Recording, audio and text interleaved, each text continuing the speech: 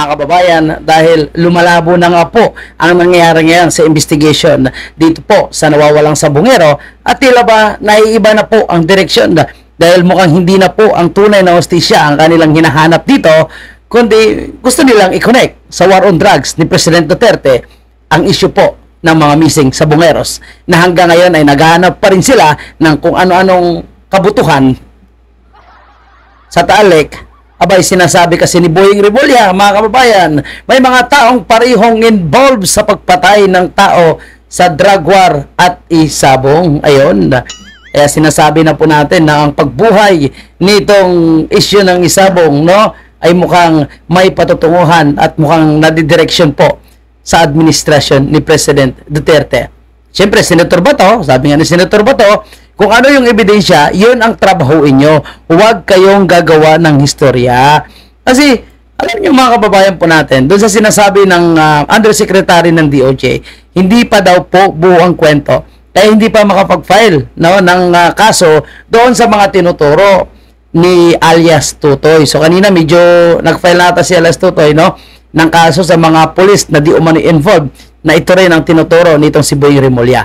Pero yung ating mga kababayan ay humuhusga na nga po dahil medyo obvious kasi yung paraan ng pagkuha po nila ng mga buto na sinasabing ito daw yung mga missing sabongeros, pero yung iba kasi is buto naman ng hayop, mga kababayan. So si Boy Rimulya, no, hindi maganda yung kanyang pagre-react. Ang sabi niya dito, no, na nonsense daw po itong tanim buto. Nonsense, no? Iba paano kasi itong tanim buto na ito na naranasan na po natin ito. Na-experience na natin doon kay General Bantag na yung septic tank daw, dyan daw po yung hinuhulog, yung mga ginugurgor na mga PDL. Pag-check naman pala po, eh hindi naman pala buto ng tao yun. Buto naman pala ng Chicken Joy. No? At alam mo, dito sa kanilang proseso na ginagawa, kahit yung eksperto po ha, forensic expert, ay umaangal na dahil mukhang hindi dumadaan sa tamang proseso, tamang pag-iingat, yung mga ebidensya na nakukuha nila doon sa ilalim ng lawa ng Taal. Anyway, pakinggan muna natin itong reaction ni Senator Bato de la Rosa sa issue ng mga sabungero. Mga kababayan. Sir, ano lang po yung reaction ninyo dun sa mga lumalabas ngayon na merong mga pinangalanan na high-profile individuals at meron na pong mga whistleblowers na ito rin yung mga witness nyo dito dati. Yung mga sinabi niya po ba ngayon sa media, ito po ba lumabas na rin dun sa mga investigasyon nyo sa kanila, yung mga privileged information po? Ano yun? Yung pong mga pinangalanan, particularly po si Dondon, si alias Dondon, si Patidongan. Meron po siyang mga pinangalanan na high-profile na mga tao. Ito po ba ay na-express na rin sa inyo dati? Matigas yan noon sa cemetery noon. Ayaw talaga yan, ayaw yan bumigay. Kahit na, di ba, pinailan natin ng kaso, di ba? One of the, hindi napailan ng kaso kung hindi dahil sa Senate investigation na ginawa natin, di ba? 6 sila pinailan ng kaso ng serious illegal detention at saka kidnapping. Dahil nga, hindi tayo makapag-file ng murder with the absence of the body of the crime. Yung mga katawan, hindi na-recover. So, pinailan natin sila. Talagang pinalop natin sa IDG na mapailan sila ng kaso. At napailan nga. Pero yun nga, yung follow-up. Sa committee report natin, we directed the CIDG and the NBI to continuously investigate the case para talaga matukoy kung sino yung mga malaking tao na nasa likod. Dahil the disappearance of 34 man yun, di ba ang ating record sa committee? There were 8 cases that we investigated, 8 cases involving 34 missing sabungeros. So, hindi man siguro mag-disappear yung ganun laking 34 na mga tao kung walang nasa likuran dyan na very influential. Diba? At nagbibigay ng kumpas. Sa atin lang, at that time, we don't have the evidence to connect to the management ng yung pitmaster dahil nga wala talagang ebidensya na magkukunik. Hanggang doon lang tayo sa disappearance na may kumuha na tao. Pero Sen, dahil may bago na mga lumabas na mga ebidensya at mga testigo, bubuksan niyo po ba ulit yung Senate inquiry kaugnay dito? Nag-close na ba tayo? Nag-close na. We have already closed our committee investigation and we have already submitted our committee report and it was adopted by the Senate. So yung aming committee report was adopted by the Senate. So unless siguro kung merong mag-file lang resolution from one of our colleagues, then I will be forced to reopen the investigation. As former PNP chief, ano masasabi niyo? Marami daw mga police officer ang involved, parang binayaran para gawin yung pag-kidnap at pagpatay dun sa mga victims. It's possible. Kasi nga yung isang kaso doon na sila Lasso, sino yun, Joe? Yung pinick up sa bahay nila, ipinasok. Positive doon sa hearing mismo, positively identified yung mga pulis na inibitahan natin, yung mga intelligence operatives ng Batangas PPO, na sila yung nag-pick up kay Lasso. Lasco sa saan yun? Sa San Pablo, Laguna. San Pablo City. So, identify siya. Ano kung nakasuhan sila, di ba? Tapos ano na? Wala pa update. Basta nakasuhan yun, yung mga pulis na yun. Kinasuhan yun. Dahil nga, positively identified nung mother, yung wife, at nung sister ni Lasco na sila yung pumasok dun sa bahay. So, how do you feel na parang ipapagamit itong mga police in exchange of money? I'm very, noon pa yun sinasabi ko, napakasama noon na magpagamit tayo sa sindikato, if you call it sindikato. Police ka, you are there to uphold the law, you are there to enforce the law. Ngayon, binayulit mo yung batas para sumunod kung sino man nag-utos sa'yo na, I'm sure, in consideration of money. Ano pang motivation mo doon? Nagagawin yun kung hindi ka sinusuhulan. That's beyond your job description as a police operative na mag-kidnap ng tao at pumatay ng tao at itapon kung saan-saan. Pero sa tingin niyo, sir, ano to, credible yung whistleblower kasi ang dami niyang pangalang minention, may celebrity. As far as credibility is concerned, sa akin, mas credible sana siya kung nagsalita siya noon pa, nung dito sa Senate investigation. But still, credible pa rin siya dahil kahit nalit na siya bumaligtad, you knowing his closeness to the personalities involved, and mayroon siyang sinasabi.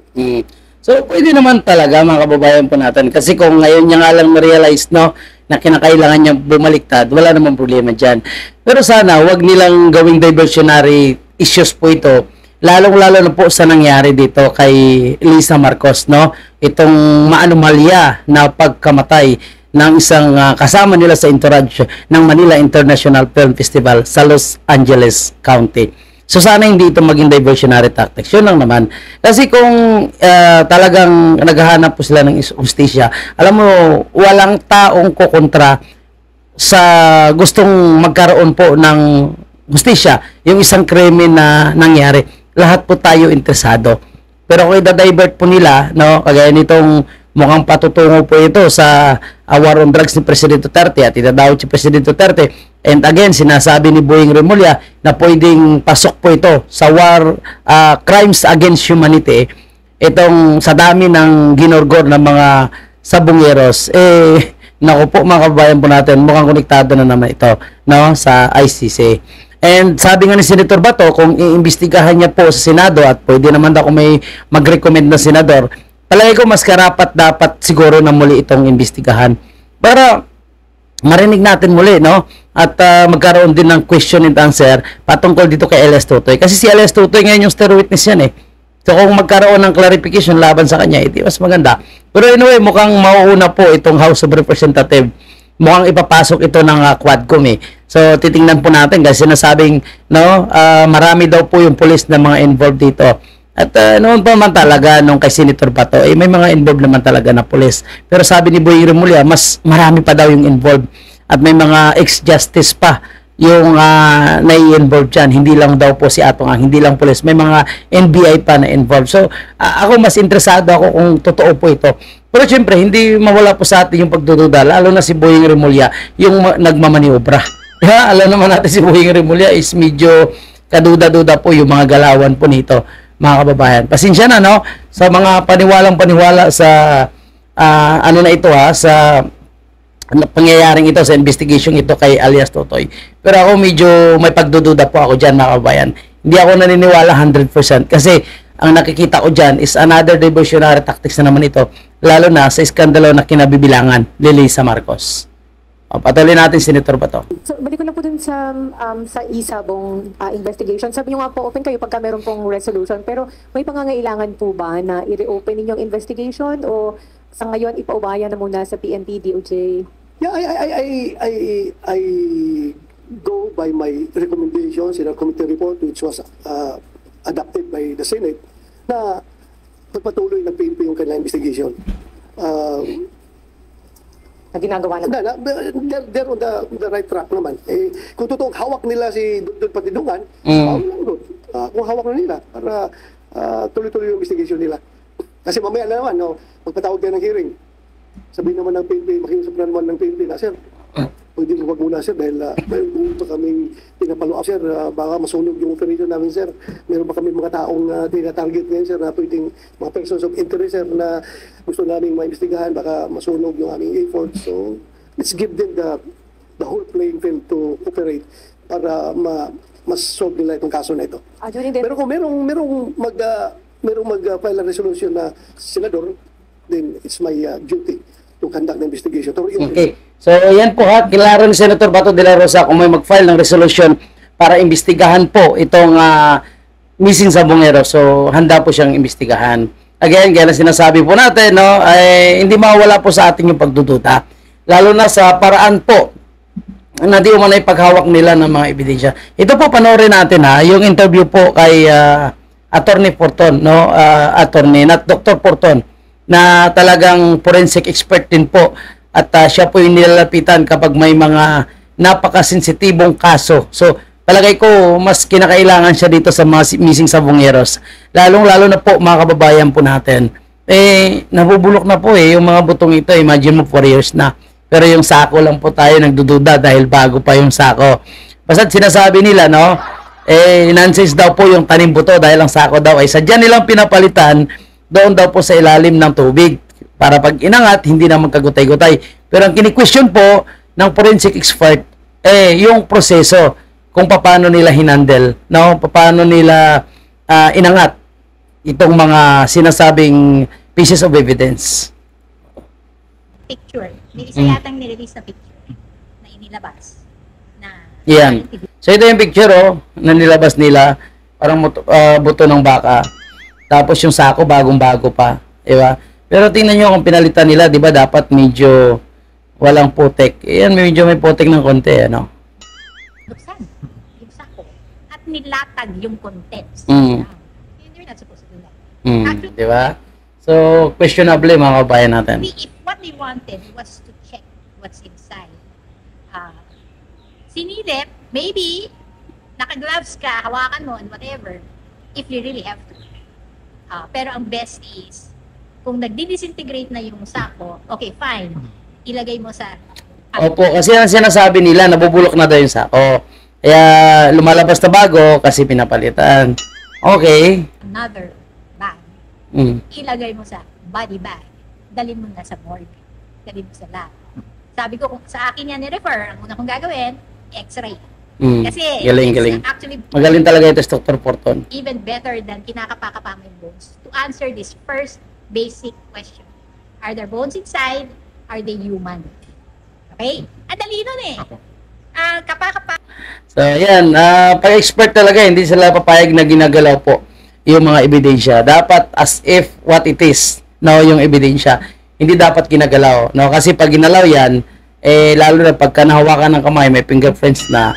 So, may iba na po yung magiging resulta ng kanilang forensic checking or forensic examination doon sa mga ebidensya.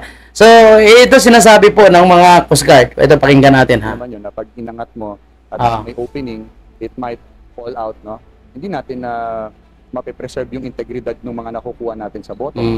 Pero hindi na po nila na-preserve kung totoosin mga kababayan Dahil sabi nga po ng forensic expert, si Dr. Porton, pinapalitan nila sa ako tapos nilalatag po nila. So supposed to be hindi daw dapat ganun para talagang ma-preserve yung integrity nitong mga ebidensya. Kung ito po ay buto ng tao man talaga o buto ng hayop. Pero sinasabi po ng PNP chief nila na magaling, no, na may mga buto daw po ng tao na kasama at may buto din ng hayop na kasama doon sa mga sako-sakong mga buto na nakuha. Pero wala tayong nakitang bungo ng tao, sa mga katawan lang. maganda nga po yung tanong ng ilan sa ating mga kababayan paano daw po napakasya ang buong tao sa isang sako? Yun nga rin sa akin nung unang tanong ko paano nila napapasok yung buong tao sa isang sako lang? Kasi kahit chap-chapin mo yun, hindi talaga kakasya. Anyway, yan ang po yung ating update mga kababayan. Ang gusto lang po natin kasi i-update dito na kung magkaroon man ng Senate investigation, so mas maganda. At si Senator Bato ay hindi na nga rin po nagugustuhan itong ginagawa nila Boying Remulla na pilit nila kinokonek dito po sa war on drugs ng nakaraang administration. Kasi pag i-connect mo yan sa war on drugs ng nakaraang administration, alam natin kung sino ang target nila. Hindi lang po si President Duterte, Senator Bato de la Rosa, BP Sara, Senator Bongo at ilan pa na mga dating tauhan po ni President Duterte. At kung maiipit nila yan, posibleng babaliktad, posibleng matitwist nila at alam mo na, dahil naghahanap pa sila ng karagdagang ebidensya against kay President Duterte at kulang pa talaga yung sinasabi nilang 30,000 na mga biktima daw ng EJK, kaya naghahanap pa sila ng mga police official. So, ito another, phishing yung kanilang ginagawa laban po sa mga Duterte. And another diversionary tactics para po sa mga isyong kapanagutan ni Lisa Marcos ng gobyerno ni Bongbong Marcos. Nandiyan po yung issue sa PhilHealth, bicameral report, sa flood control na wala pa rin solusyon, sa ayuda na hindi natin alam kung saan napupunta, at sa gobyerno ni Marcos Jr. na walang magandang ginagawa kundi puro salita, puro groundbreaking, action ang action pero walang magandang resulta. Di ba? So ito lahat ng ginagawa nila is diversionary issues lang. Kasama dyan yung impeachment against kay Vice President Sara. So yan ang po yung ating update mga kababayan. At kung kayo po may komento o opinion patungkol sa ating isyong pinag-uusapan, of course bukas yan ang ating comment section. Thank you and God bless mga kababayan. Mabuhay po kayo lahat. Mabuhay ang bansang Pilipinas.